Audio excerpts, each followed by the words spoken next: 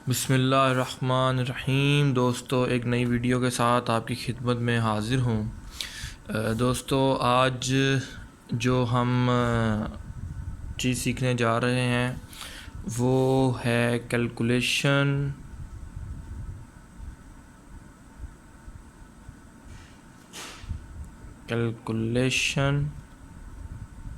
Of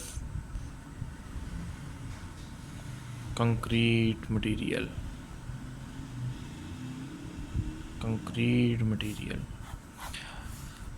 अच्छा दोस्तों, जब भी हमने कोई भी एलिमेंट कास्ट करना होता है, कॉलम्स हैं, कोई बीम है, स्लैब है, फुटिंग है, तो सबसे पहले हम जब कंक्रीट ऑर्डर करते हैं या अगर हमने साइड पे भी उसकी बैचिंग करनी है तो हमें ये पता होना चाहिए कि इसकी क्वांटिटी क्या है, जिसको कहते हैं कि required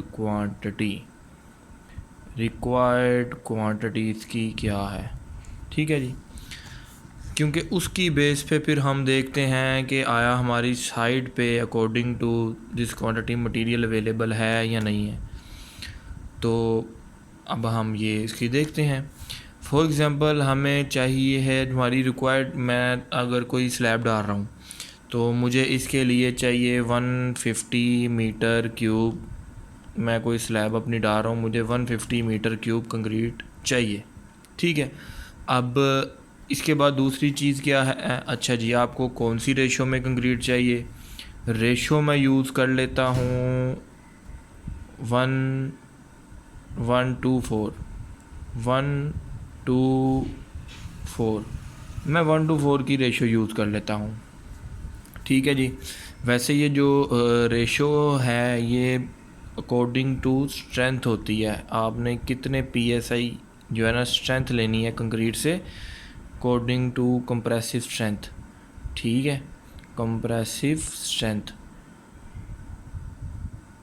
according to compressive strength at 28 days ये उस पर डिपेंड करती है आपकी। ठीक है जी। अच्छा, अब हमारे पास ये भी आ गई, हमारे पास जो क्वांटिटी है रिक्वायर्ड ये है। अच्छा, रेशो हमारे पास ये है। चले, अब हम यूज़ कर लेते हैं कि हमें ये चाहिए। अच्छा, ये जो रेशो होती है ना, इसमें जो फर्स्ट वन होता है ये आपके पास होता है सीमेंट। ठीक है, सेकंड जो होता है ये आपके पास होता है फाइन एग्रीगेट। ठीक है, या जिसको आप सैंड भी कहते हैं। थर्ड नंबर जो होता है ये हमारे पास होता है कोर्स एग्रीगेट।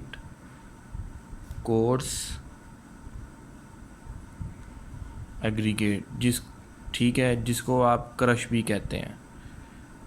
ये जो दो वर्ड है ना, सैंड एंड क्रश, ये पाकिस्तान, इंडिया, बांग्लादेश वगैरह में ज़्यादातर यही यूज़ होते हैं। ठीक है। अच्छा जी, अब आपको रेशो का पता चल गया। हम रेशो यूज़ कर रहे हैं 1:4, हम कर रहे हैं 150 के लिए। ठीक है जी। अब हम सबसे पहले सीमेंट कैलकुलेट कर लेते हैं। अच्छा जी, सीमेंट आ गया जी। सीमेंट कितना है? 1 बैग डिवाइडेड बाय, अब डिवाइड हमने क्या करना है, जो इनका सम होगा तीनों का, जो टोटल होगा, तो इनका तीनों का सम कितना है? 7 मल्टीप्लाई बाय 150। ठीक है जी। तो ये देखें हमारे पास 1/7 मल्टीप्लाई बाय 150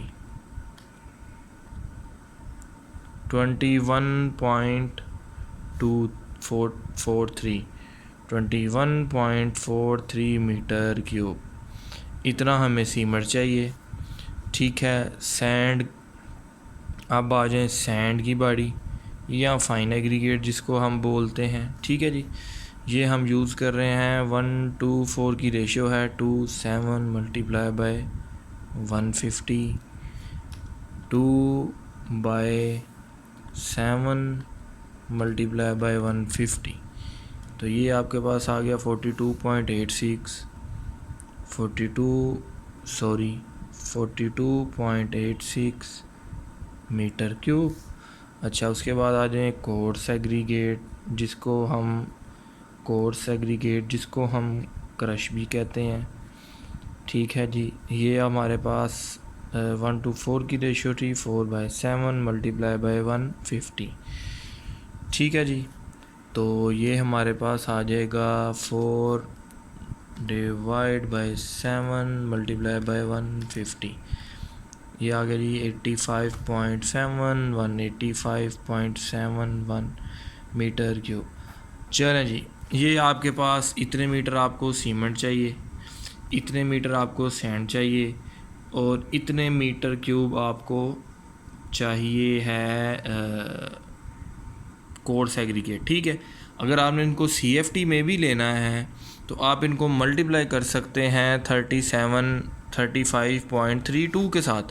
अगर मैं इनको मल्टीप्लाई बाय 35.32 मल्टीप्लाई बाय 35.32 करूँगा, 35.32 करूँगा तो मेरे पास CFT में भी क्वांटिटीज़ आ जाएंगी।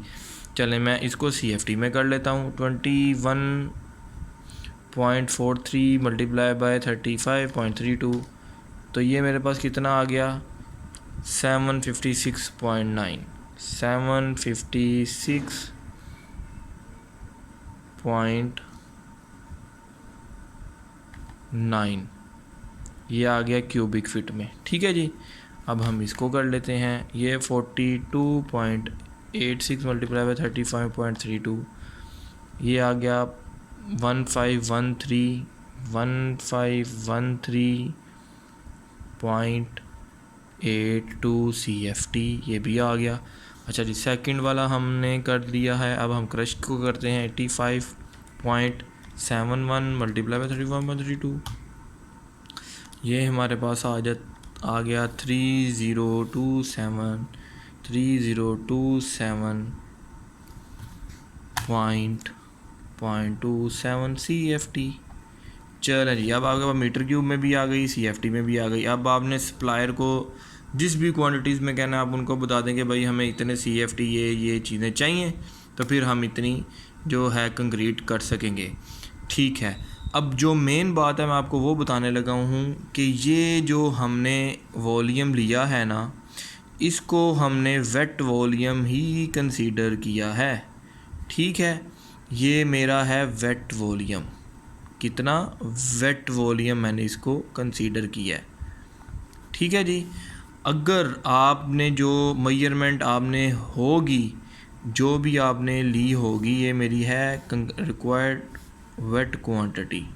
ठीक है, अगर आपने जो भी क्वांटिटी होगी आपने उसको वेट करने के लिए 1.54 से मल्टीप्लाई करना है।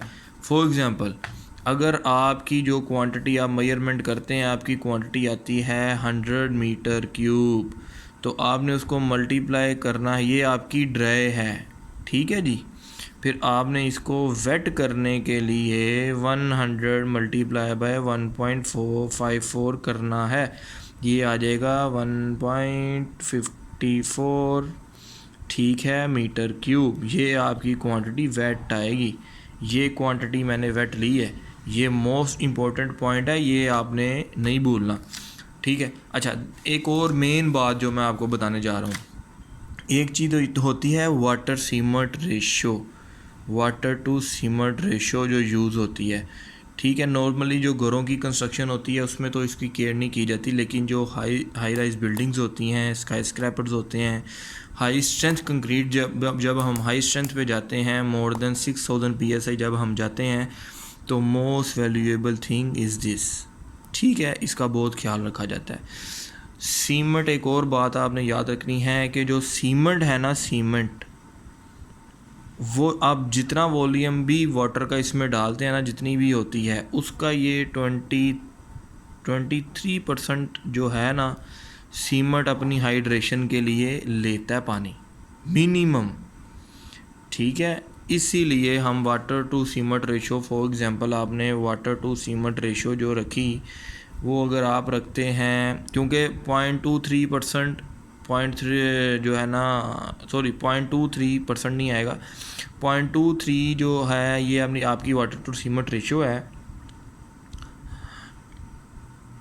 सॉरी 23% पानी जो है 23% पानी जो है वो सीमर लेता है अपनी हाइड्रेशन के लिए। ठीक है, फॉर एग्ज़ाम्पल अगर आप हमारी वाटर टू सीमर रेशो हम यूज़ कर रहे हैं 4.42, ठीक है, तो इसमें से 0.23 वाटर जो है वो सीमर ले लेगा। बाकी जो पानी आपका बचेगा वो आपके कोर्स एग्रीगेट, फाइन एग्रीगेट और वर्कबिलिटी के लिए यूज़ होगा। ठीक है, अब हम यूज़ कर रहे हैं ये वाटर टू सीमर रेशो, ये यूज़ कर रहे हैं। अब देखना है कि जी हमारा जो पानी है वो हमें कितना चाहिए। ठीक है जी, वो देख लेते हैं। ठीक है, अच्छा, अब हमारा जो है वाटर टू सीमर रेशो हमारी है इतनी। ठीक है, सीमर हमारे पास है, सीमर हमारे पास कितना है जी 21.43 मीटर क्यूब। ठीक है जी, ये हमारे पास आ गया वाटर। सीमट हमारे पास कितना है 21.43, ये रेशो हमारे पास कितनी है 0.42 की। तो ये हमारे पास जो वाटर आएगा वो कितना आ जाएगा जी 21.43, इधर जाके मल्टीप्लाई होगा 42 के साथ, तो हमारे पास आंसर कितना आ जाएगा जी 21.43 मल्टीप्लाई बाय 0.42, ये हमारे पास आ गया 9 मीटर क्यूब हमको वाटर चाहिए जी। ठीक है, ये आपकी सर कंक्रीट का टोटल आ गया। ये आपको सीमेंट चाहिए, फाइन एग्रीगेट चाहिए, कोर्स एग्रीगेट आपको इतना चाहिए और वाटर आपको इतना चाहिए। ठीक हो गया जी, उम्मीद करता हूँ आपको अच्छी तरीके से समझ आ गई होगी। इंशाल्लाह नेक्स्ट वीडियो के साथ मिलेंगे, तब तक के लिए अल्लाह हाफिज़।